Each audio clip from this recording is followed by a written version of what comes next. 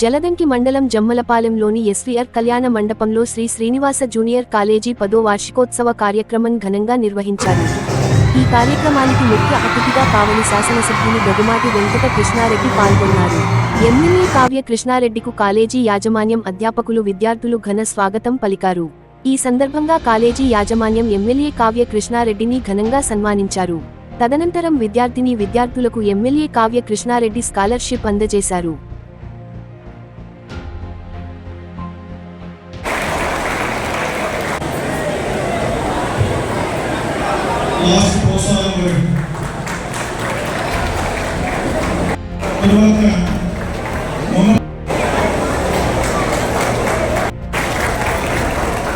జోషిగా గంగిరెడ్డి జోషిగా పదవి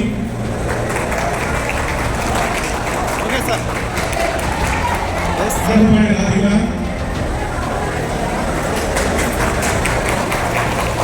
యువశ్రీ రంగారెడ్డి యువశ్రీ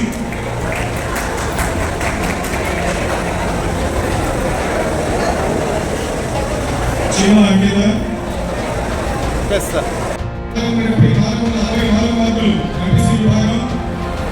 బోయిన లోకేష్ 474 మార్కులు ఎంపీసీ విభాగం, శ్రీ ఉమాచంద్రిక 460 మార్కులు ఎంపీసీ విభాగం, 500 మార్కులతో 800 టౌన్ ఫస్ట్ సాధించడం జరిగింది. మన గౌరవ అతిథులు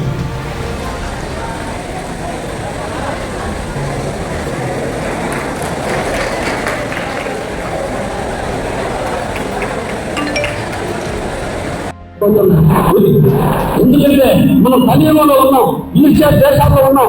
మన పక్కన తిరిగితే నువ్వు మంచి డ్రెస్ వేస్తే వచ్చుకోలేరు, మార్కులు ఇస్తే వచ్చుకోలేరు, సంపాదన వచ్చుకోలేరు, ఏం చేసినా వచ్చుకోలేరు. మిత్రులు కొద్దిమంది మాత్రం ఉంటారు ప్రోత్సహించేవాళ్ళు, వాళ్ళు సంపాదించుకోండి.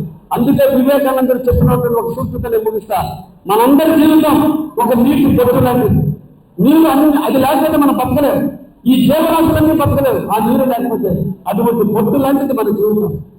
బాగా ఎండలో, బాగా మలమల సాగే ఎండలో రాయి మీద బొట్టు కనపడితే ఆ రాయి మీద పడ్డ బొట్టు ఆవిరైపోతుంది. అంటే ఒక చెడ్డవాడిని మీరు స్నేహితుడిగా పెడితే మీ జీవితం కూడా నాశనం అవుతుంది. అదే నీటి బొట్టు ఒక చిగురించే మొక్కలో పడితే ఆ నీటి బొట్టు వల్ల ఆ మొక్కకు శక్తి వస్తుంది.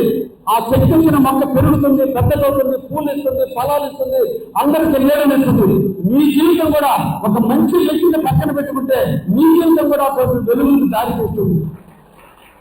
ఈరోజు ముత్యపు చెప్పండి, సముద్రంలో ఉప్పు నీళ్ళలో దేనికి పనికిరాని ముత్యపు చెప్ప మీ బొట్టు, ఈ నీటి బొట్టు ముత్యపు చెప్పలో పడితే ముత్యంగా మారుతుంది. మా పన్నుల మెడలో ఆభరణంగా తయారవుతుంది ముత్యంగా.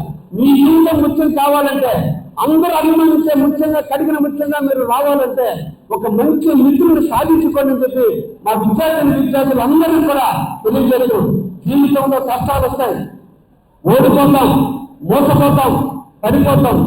జీవితం అనేది ఒక పాఠశాల. ఎప్పుడు గుర్తుపెట్టుకోండి, ఓడిపోయిన గుర్తుపోకూడదు. ఏదో ఒక రోజు నాకు సక్సెస్ వస్తే నమ్మకంతో ముందుకు పోవాలి. మోసపోయినప్పుడే ఎలా మోసపోకుండా ఉండాలో నేర్చుకోవాలి. ఇది గురువులు చెప్పిన పాఠాలు కాదు, తల్లిదండ్రులు చెప్పిన పాఠాలు కాదు, మీ మనసుకు మీరు ఆలోచించుకోవాల్సినటువంటి పాఠాలు. ఈ అందుకని ఎప్పుడు కూడా విద్యార్థి అనేవాడు ఎప్పుడు అన్వేషిస్తూనే ఉండాలి. ఓడిపోయినా, మోసపోయినా, పడిపోతే ఎలా లేవాలో చేయాలి.